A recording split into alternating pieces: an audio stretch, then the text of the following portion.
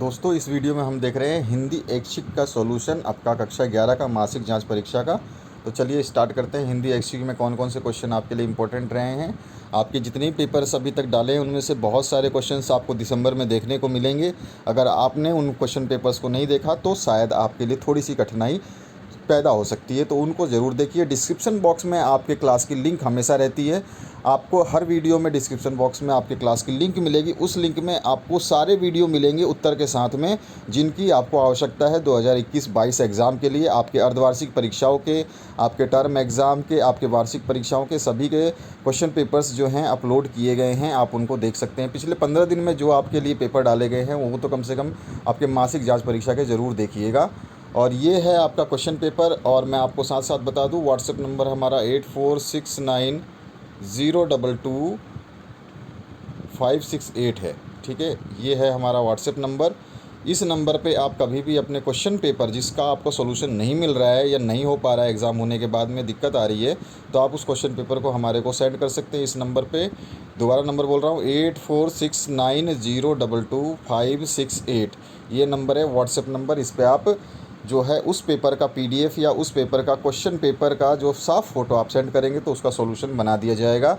इस पे और कोई मैसेज ना करें, केवल आप अपने क्वेश्चन पेपर को सेंड कर सकते हैं। तो ये आपकी सुविधा के लिए दिया गया है नंबर, ध्यान रखना है आपको। तो चलिए स्टार्ट करते हैं इस क्वेश्चन पेपर के आगे के सॉल्यूशंस को। इनमें से कौन सा जोड़ा गलत है? तो यहाँ कबीर सद्दुकड़ी भाषा बोलते थे, उनको बोला जाता था। उसके बाद में सूरदास जो हैं वो ब्रजभाषी थे और अमरकांत जो है खड़ी बोली वाले थे। प्रेमचंद जो अवधी लिखा हुआ है, प्रेमचंद जनरली आपका जो उर्दू से हिंदी साहित्य में आए थे, तो उनकी भाषा एक्चुअली उर्दू थी, उर्दू प्लस हिंदी। अब बात करते हैं। हामिद के पाँव में जूते नहीं हैं, सिर पर एक पुरानी टोपी है। वाक्य में विशेषण शब्द क्या है? तो वाक्य में पुराना जो है, पुराना मतलब विशेषता बना रहा है कि टोपी कैसी है, पुरानी है। तो पुरानी जो है इसका आंसर हो जाएगा थर्ड। उसके बाद में आते हैं नेक्स्ट क्वेश्चन पे। अरे इन दोहुन रा न पाई, इस पंक्ति में कबीर ने किसकी तरफ संकेत किया है? तो उन्होंने हिंदू और मुसलमान की तरफ संकेत किया है। इसमें तीसरा ऑप्शन करेक्ट है। इसके बाद आते हैं नेक्स्ट क्वेश्चन की तरफ। नेक्स्ट जो क्वेश्चन है इसमें पूछा गया, कबीर दास और सूरदास किस काल के कवि हैं? तो दोनों ही भक्ति काल के कवि हैं। इनके सारे दोहे आपको भक्ति से रिलेटेड ज़्यादा मिलेंगे। इसके बाद आते हैं नेक्स्ट क्वेश्चन पे।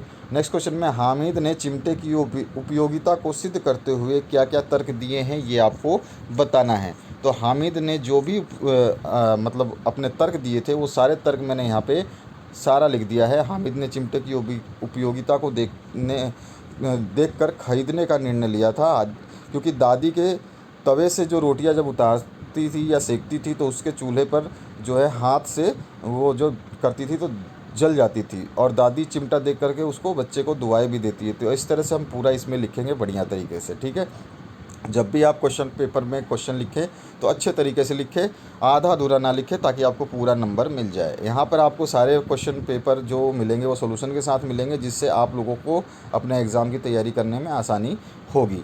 अगला क्वेश्चन जो है, सिद्धेश्वरी ने अपने बड़े बेटे रामचंद्र से मझले बेटे मोहन के बारे में झूठ क्यों बोला, ये आपको बताना है। तो घर की स्थिति सही नहीं चल रही थी, रामचंद्र की नौकरी छूट गई थी, उसी के पैसों से घर चल रहा था। ऐसे में जब थका हारा रामचंद्र बाहर से आकर मोहन के बारे में पूछने लगा तो सिद्धेश्वरी ने को झूठ बोलना पड़ा। मतलब उसकी नौकरी छूट गई थी, अब उसको अचानक से ये चीज़ नहीं बताना चाहती थी, इसलिए उसने ऐसा करा। तो इस क्वेश्चन को आप बढ़िया तरीके से इस तरह से लिखेंगे।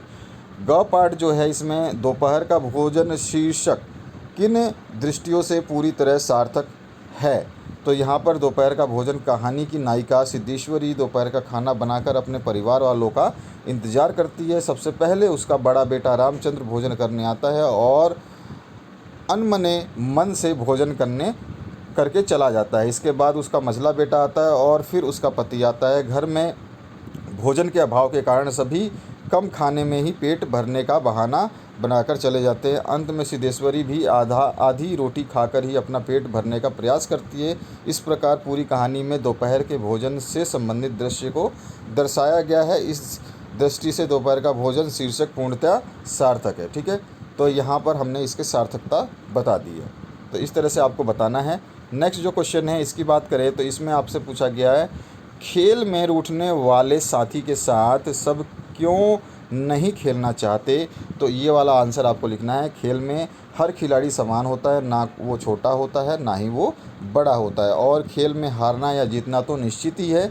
खेलते वक्त जो साथी रूठ जाता है उससे अन्य साथी भी परेशान होते हैं, क्योंकि एक खेल में सभी बच्चों की भागीदारी समान रूप से होती है। हम जानते हैं कि कोई खेलेगा नहीं तो प्रॉब्लम आती है, उसकी वजह से डिस्टर्बेंस होती है, बोलेंगे यार तू अच्छा नहीं खेलता, तू परेशान कर रहा है, बहुत सारी चीज़ें हम बोलते हैं, हम जानते हैं इस चीज़ को। तो इस तरह से हमने इसको लिखा है, और किताब के अनुसार ही हमें लिखना है, अपनी मनगढ़ंत कहानियाँ इसमें नहीं लिखनी है। इसके बाद आते हैं, हामिद के चरित्र से आपने क्या सीखा? तो हामिद जो है एक 5 साल का बहुत ही पतला और दुबला बच्चा है, और कहानी का केंद्रीय और महत्वपूर्ण पात्र भी है। और उसकी जब हम उसके चरित्र को देखेंगे उस पूरी कहानी में, तो बहुत कुछ सीखने को मिलेगा। एक तो स्वाभिमानीपन जो झलकता है वो है, दूसरा है निर्भीक और संयमी है, तीसरा है हम विवेकशीलता उसके अंदर है। तो इन सब चीज़ों को हम बढ़िया तरीके से लिखेंगे, इनके बारे में चर्चा करके बताएंगे। एग्जामिनर को बड़े क्वेश्चन होते हैं तो उनमें हमें बड़ा लिखना पड़ता है और समझा करके लिखना पड़ता है। साथ ही साथ लिखते समय ये ध्यान रखना है कि चैप्टर में जो चीज़ें आई हुई हैं, चैप्टर जो हमने पढ़ा है उन्हीं में से लिखना है। अपने मन से कभी भी हिंदी में ज़्यादातर चीज़ों को ना लिखें, बहुत ही मुश्किल से आपको फिर नंबर मिलते हैं और आप सोचते हो कि आपके नंबर कम क्यों आए। ठीक है, तो ये इसका आंसर हो गया। हामिद के चरित्र से आपने क्या सीखा, और उसकी 3 विशेषताएं लिख करके हम बता देंगे कि ये चरित्र की विशेषताएं हैं, इनसे हमने बहुत कुछ सीखा है और क्या क्या सीखने को मिलता है। स्वाभिमानीपन और निर्भीक और संयमी और विवेकशीलता। ठीक है, इस तरह से हम लिख देंगे। इसके बाद आते हैं, निम्नलिखित प्रश्नों के उत्तर देने हैं। ईदगाह कहानी के आधार पर हामिद का चरित्र चित्रण आपको करना है। तो ईदगाह कहानी ने हामिद का चरित्र में बहुत सारी विशेषताएं जो हैं आपको देखने को मिलेगी। और हामिद जो है यूँ तो बस छोटा सा बच्चा है, लेकिन उसकी समझदारी जो है उम्र से भी ज़्यादा बड़ी है। इस तरह से हम इसमें समझाएंगे, और बहुत संवेदनाओं और जो इसमें पंक्तियां व्यक्त की है उनको थोड़ा सा उठाते हुए ही हमें इसके आंसर्स को पूर्ण रूप से सम्मिलित रूप से लिखना है। आपके सभी विषय को अपलोड कर दिया गया है, प्लेलिस्ट इसी वीडियो के डिस्क्रिप्शन बॉक्स में है। आपका हिंदी, इंग्लिश और आपके जो ज्योग्राफ़ी, केमिस्ट्री, इसके अलावा आपका जो इतिहास और फिज़िक्स, इस तरह से जो भी सब्जेक्ट आए हैं अभी तक जो एग्ज़ाम होंगे, मासिक कैलेंडर का वीडियो मैंने बना दिया, कौन कौन से मध्य में कौन कौन से एग्ज़ाम होंगे उसको देख लेना। तो उसमें आपको सब कुछ पता चल जाएगा, हर महीने में आपके कौन कौन से पेपर के एग्ज़ाम होने वाले हैं। तो इस तरह से पूरा एग्ज़ाम के जो आंसर्स आपको लिखने हैं, जो मैंने यहाँ पर आपको स्क्रीन पर दिखाया है। आगे बढ़ते हैं नेक्स्ट क्वेश्चन की तरफ। पठित पदों के आधार पर कबीर की काव्यगत विशेषताएं आपको बतानी है। तो काव्यगत विशेषताओं में भाव पक्ष और कला पक्ष दोनों को लिखेंगे। ये काव्य की विशेषताएं होती हैं, तो दोनों को बढ़िया तरीके से समझाएंगे। उनका जो कबीर है वो हिंदी साहित्य के निर्गुण भक्ति शाखा के सर्वश्रेष्ठ ज्ञान मार्गी संत माना जाता है उनको। ठीक है, और उनका जन्म भाषा के जो है वो भक्ति निरूपण के कार्य को प्रारंभ करके कबीर को ही माना जाता है इस चीज़ का। और कबीर की जो है भाषा को साधुकड़ी भाषा भी बोलते हैं। ठीक है, और इस तरह से बहुत सारी चीज़ें लिखेंगे, और कला पक्ष में भी हम इसके बारे में बताएंगे। ठीक है, उसके बाद में उनका साहित्य में क्या क्या स्थान है ये ज़रूर बताना है हमें, कि कबीर एक निर्भय और स्पष्टवादी, स्वच्छ हृदय, उपदेशक एवं समाज सुधारक थे। उनका समाज में क्या स्थान था ये चीज़ें हम बता देंगे। 2 लाइनों से 3 लाइनों का होता है ये, तो इसको हमें लिखना होता है। हर कवि का 2 से 3 लाइनों में हम समाज में, साहित्य में स्थान उसका बता सकते हैं। आगे बढ़ते हैं नेक्स्ट क्वेश्चन की तरफ। सूरदास का संक्षिप्त साहित्यिक परिचय जो है हमें बताना है। तो सूरदास का संक्षिप्त साहित्यिक परिचय इस तरह से आप पूरा का पूरा लिख सकते हैं। बहुत ही शानदार तरीके से जो मैंने यहाँ पे वर्ड्स चूज़ किए हैं, बहुत अच्छे तरीके से चूज़ किए हैं। जब भी हम सॉल्यूशन बनाते हैं तो पहले हम एक बार खुद देखते हैं कि वो सॉल्यूशन कितना इफ़ेक्टिव है एग्ज़ाम की दृष्टि से। क्या एग्ज़ामिनर उसको चेक करने के बाद में आपको पूरे नंबर देगा, तभी उस सॉल्यूशन को बनाया जाता है। तो इस तरह से ये पूरा का पूरा सॉल्यूशन है आपके सामने, जो कि सूरदास का संक्षिप्त साहित्यिक परिचय जो है हम इस तरह से दे सकते हैं।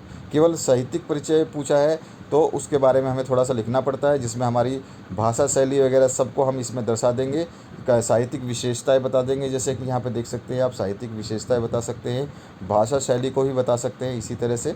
ठीक है, अगर आपको आता है तो भाव शैली वगैरह जो है आप उनको भी बता सकते हैं। अगर नहीं बताएंगे तो सब कुछ सही सही लिखना होता है, जो आपने कबीर के बारे में अभी तक पढ़ा है, उससे आपका आसानी से जो है नंबर पूरे मिल जाने हैं। तो ये पूरा का पूरा क्वेश्चन पेपर है, हिंदी ऐच्छिक का, हिंदी इलेक्टिव का। आशा करता हूँ इस वीडियो से आप लोगों को काफ़ी हेल्प मिलेगी।